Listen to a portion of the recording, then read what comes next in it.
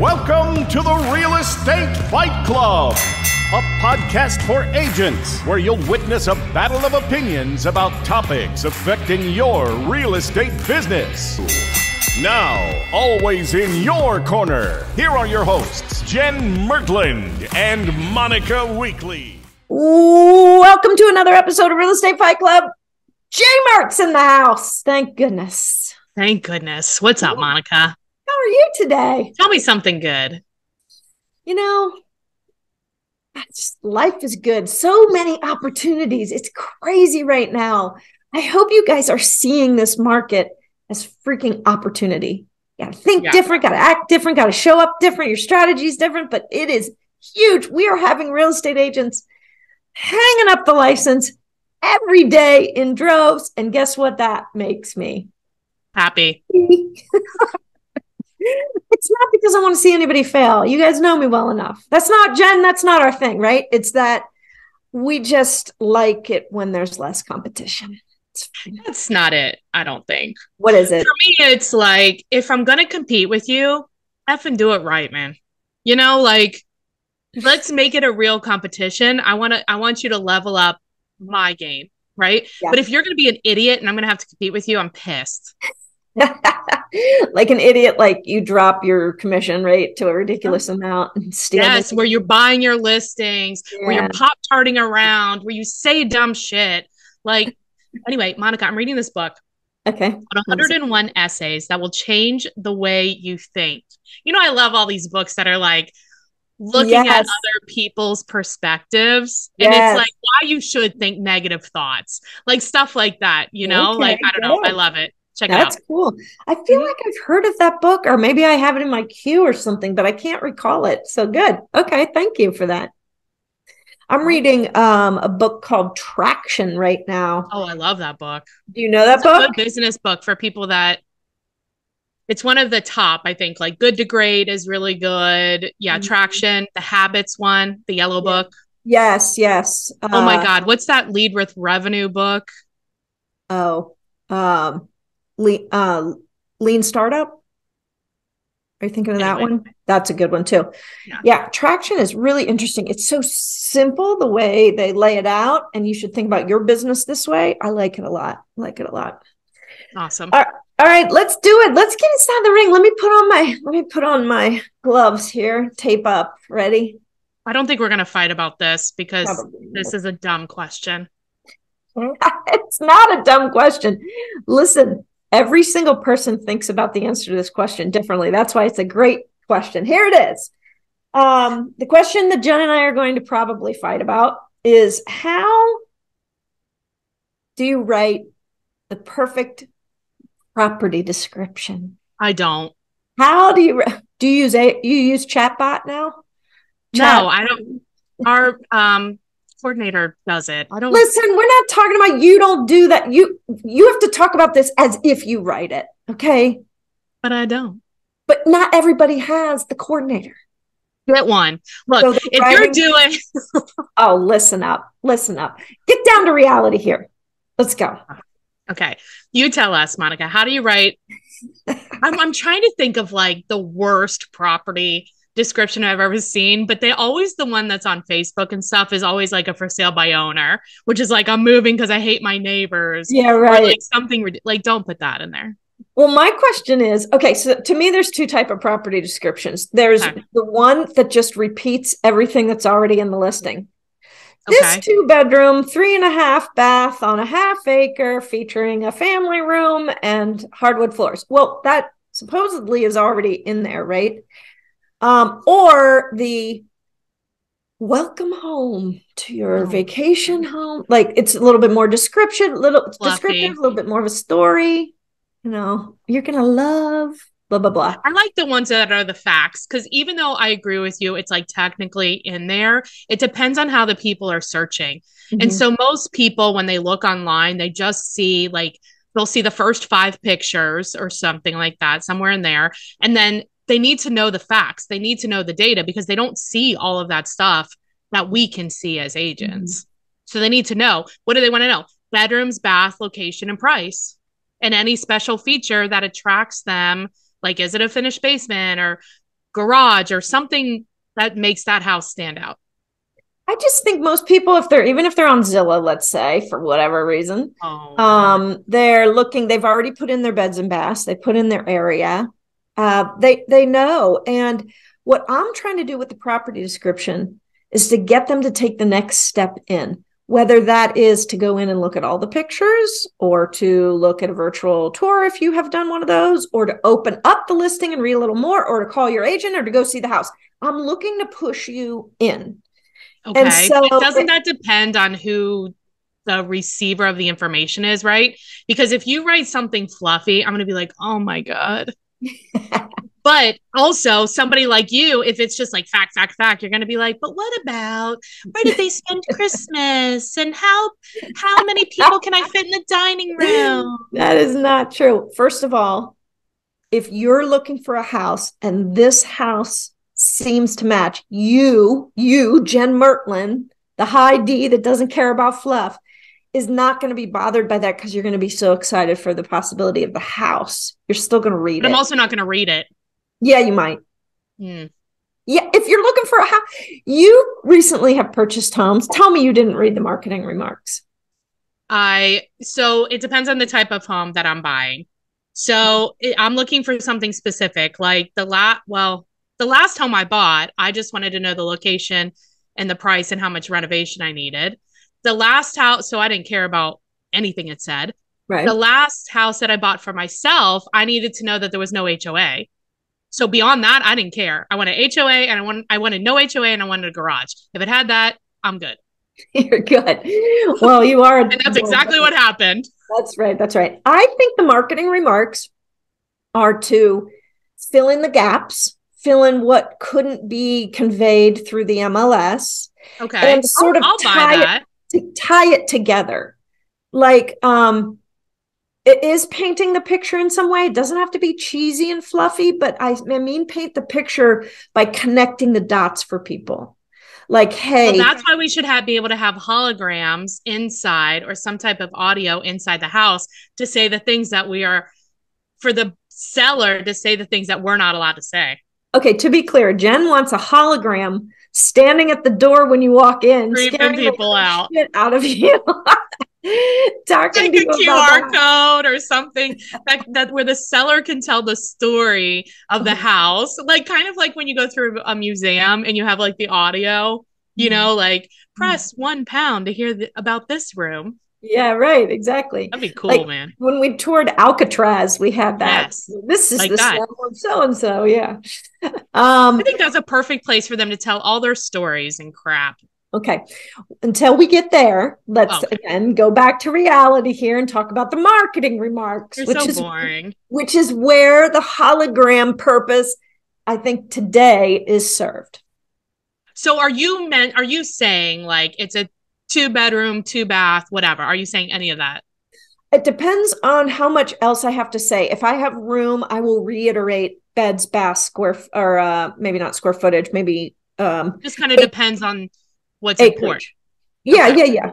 I mean, if it's 0.2 of an acre, I'm not going to reiterate 0.2 of an acre. Nobody gives a shit that it's 0.2. But if it's the primary swinger neighborhood, are you saying that? Because we had one of those in Cincinnati. Yeah, no, I'm probably not, but that would be a good place for it. Yeah. That's your market. Can you do an upside down pineapple or something? Isn't that the symbol? Are emojis allowed? Oh my God. Emojis should be allowed in the MLS descriptions. Yes. Get that petition out. Are they not? I don't think you can. I've never seen an emoji. You can by hitting the Windows key and the period key, the dot key. Okay, everybody please check this out. If you're on board, upside down pineapple. I don't think that's an emoji that's available. Let's do the house. Do the house one. Okay. Okay. So a lot of people out there, I've noticed, they will like work on it until it's like they believe it's perfect. And 20 years later, they have this description that only half the people are going to read. So do you actually, let's take a break. And I want to hear about your like cutoff point. And what about the description of every picture? You've seen that? Oh, yeah, that's good. Yeah, we got to talk about that. All right. So let's take a quick break here, word from our favorite partner. And when we return, we will talk about these things. Hey guys, Monica here. I want to talk to you about one of the favorite partnerships and tools that I have in my real estate business, and you're going to want it in your real estate business too. It's ACHOSA Home Warranty. The best in the business, guys. They're different. They're different. And after all, isn't that what we want? Something that finally works for our homeowners.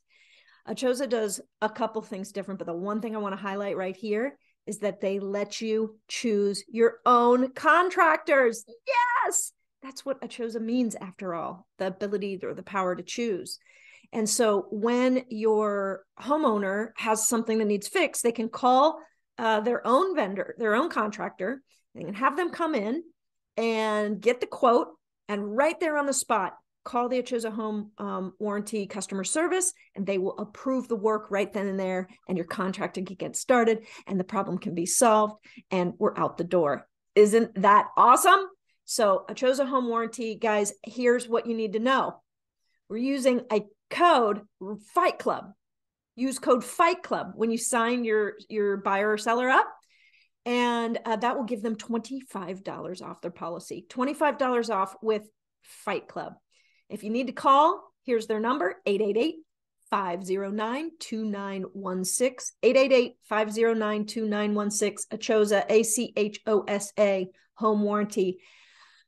Fight Club for $25. Go get it. Welcome back to the Battle Inside of the Ring.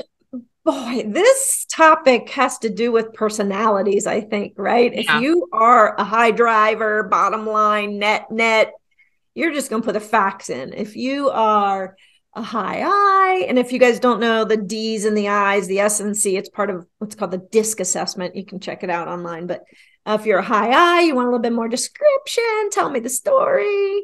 I don't know. But I think your story is a good place. Like those below each picture is a good place to do that. I'm just not sure how much that gets read. I don't think it gets read either. I do when I'm looking for a home personally, I like as much information as possible. So I really appreciate that effort. Yeah. I just don't know if that helps to sell the house. Look, let's take this back to this. Is this going to get the house sold? No. It's freaking price and condition. That's it. And have good pictures.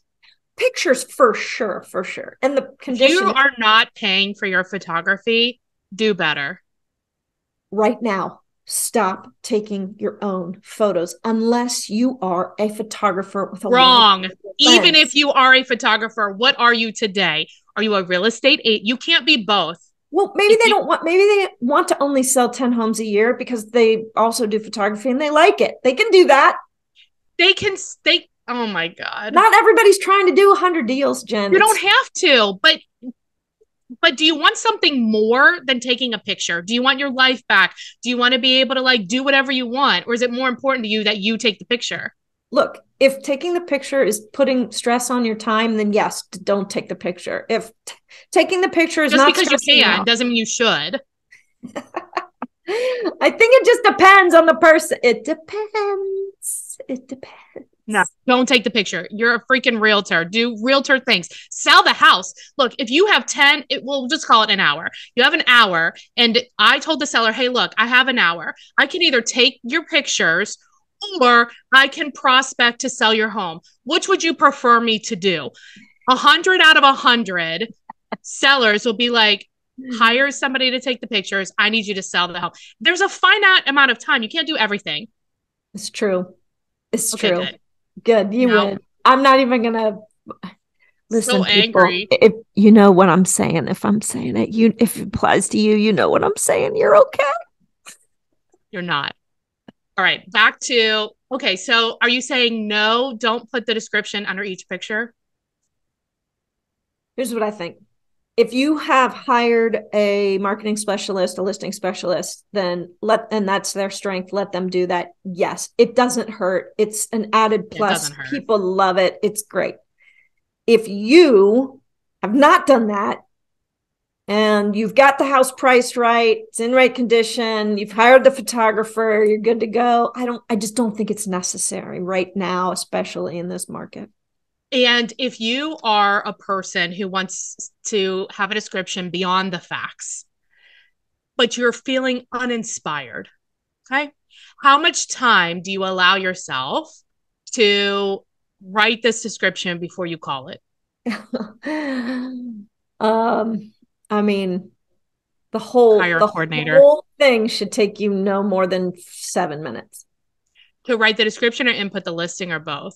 Oh, write the description, and if you're adding the little per picture, like it should just be really fast. Okay, 7 minutes. Set your timer, boys and girls. Let's go. I don't know. This is what so you guys know my partner, Alan Westman. Hey, Alan. Hey, Alan. So Alan was highly analytical. Now we've merged into this kind of angry ball of realtor. It's hilarious. Oh my God. He started cussing. He's angry. I was like, wow, Alan. Anyway, we used to, when I was training him to do paperwork. Was it paperwork? No, it was comps. When I was training him to do the comparables, he would just like go forever. I mean, if I let him go, he would go for 2 hours doing comparables. I was like, if you decided right now what you thought the price was, did it make a difference 2 hours later? And he was like, no, it was always the same price, but I wanted to be sure. I just really wanted to be sure. I was like, Alan, you have 20 minutes time. No. And now he's so fast. That's so good. And his price is always right. Like that dude, you know, sometimes like depending on how you feel, you might price it a little high or a little low or whatever, right? Man, that dude is like right on every time. I love it. It's so true. What is the quote about projects expand to the time allowed or something like that. Something like that. If you have 4 days to get something done, you will take 4 days to get something done. If you have 20 minutes to get something done, you will take 20 minutes to get it done. But it's also a matter of working in order of priority, right? So and that's the whole point about why you shouldn't be doing auxiliary things other than what you promised to the seller. So if I promise the seller that I am going to sell this house, like that is what I'm doing, then I need to do the top priority things it takes to sell the house. And I just don't think that the description is important enough to trump the other duties associated with me getting people into the house.